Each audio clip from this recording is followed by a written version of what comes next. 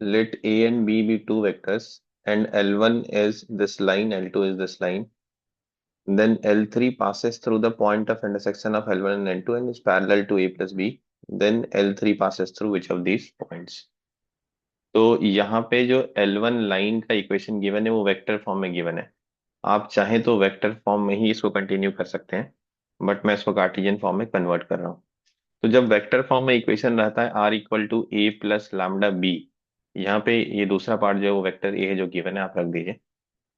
तो जब इक्वेशन रहता है r equal to a plus lambda b, तो ये जो ए होता है इस पॉइंट से वो लाइन पास करता है। तो जब कार्टेशियन में कन्वर्ट करेंगे तो x minus x one, y minus y one, z minus z one, तो यहाँ पे पॉइंट आ जाएगा, ये हो गया माइनस ऑफ माइनस वन, ये हो गया टू, और ये हो गया वन, डिवाइडेड बाय नीचे आपका डी आर होता है which is this vectors component, तो ये हो गया वन टू वन। ये फर्स्ट लाइन हो गया। इस लाइन पे अगर आपको कोई पॉइंट लेना है तो आप लैम्डा से इक्वेट करिए, and any point on this line will be of the form lambda minus one, two lambda plus two, and lambda plus one. अब दूसरी लाइन पे आ जाइए। सिमिलरली दूसरा लाइन आपके पास क्या है, r equal to this vector. आप चाहे तो डायरेक्टली इसको कार्टेशियन में लिख सकते हैं अगर आप कंफर्टेबल हैं तो कैसे लिखेंगे, ये पॉइंट क्या हो गया, जीरो। देन आई कंपोनेंट है नहीं यहाँ पे, दूसरा जे कंपोनेंट वन है, और के आपका फिर से वन है, तो ये पॉइंट हो गया। और नीचे डी आर आ जाएगा। डी आर क्या है आपका, वेक्टर बी है जो कि two seven three component hold करता है, तो टू सेवन थ्री हो गया। अब आपको चाहिए इन दोनों लाइन का पॉइंट ऑफ इंटरसेक्शन, मतलब एक पॉइंट जो दोनों लाइन में कॉमन होगा। तो ये पॉइंट जो आपने L1 से कंसिडर किया उसको L2 में सेटिस्फाई करा दीजिए। आप चाहें तो इसको भी म्यू से इक्वेट कर सकते हैं, बट उससे दो अननोन हो जाएंगे। It's better to substitute the general point on L1 in the equation L2। तो एक्स की जगह पे लैम्डा माइनस वन रख दिया, वाई की जगह पे टू लैम्डा प्लस टू रख दिया, और माइनस वन कर दिया, फिर लैम्डा प्लस वन यहाँ पे रखा, फिर माइनस वन कर दिया, तो लैम्डा बाई थ्री हो गया।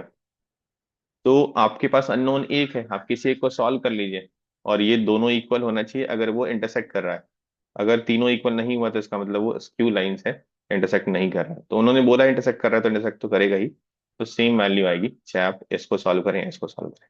तो seven lambda minus seven is equal to four lambda plus two. तो यहाँ से लैम्डा की वैल्यू आपके पास थ्री आ रही है। तो जैसे आप लैम्डा की वैल्यू थ्री रखेंगे, आपको पॉइंट क्या मिल जाएगा, पॉइंट ऑफ इंटरसेक्शन, जिसको हम पीओआई बोलते हैं।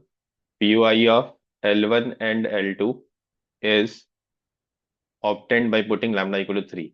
तो ये हो जाएगा 2, this will be 8 and this will be 4। तो ये आपका पॉइंट ऑफ इंटरसेक्शन आ गया। अब जिस इक्वेशन को लिखना है आपको L3 को, वो क्या हो रहा है, वो इसी पॉइंट से पास कर रहा है, point of intersection of L1 L2 से, और पैरेलल है A प्लस बी के। तो what is A plus B, जिस लाइन के पैरेलल होगा उससे उसका डी आर मिल जाएगा। ए प्लस बी आप इन दोनों को ऐड कर दीजिए, तो this will be three, nine and four. तो ए प्लस बी हो गया आपका थ्री, नाइन एंड फोर, ये उसका कंपोनेंट हो गया, और ये पॉइंट हो गया। तो फाइनली आप L3 का इक्वेशन लिख दीजिए। Passing through this point two, तो x minus two, Y minus eight, Z minus four, and parallel to this vector, मतलब इसके अलॉन्ग इसका डी आर है थ्री नाइन फोर।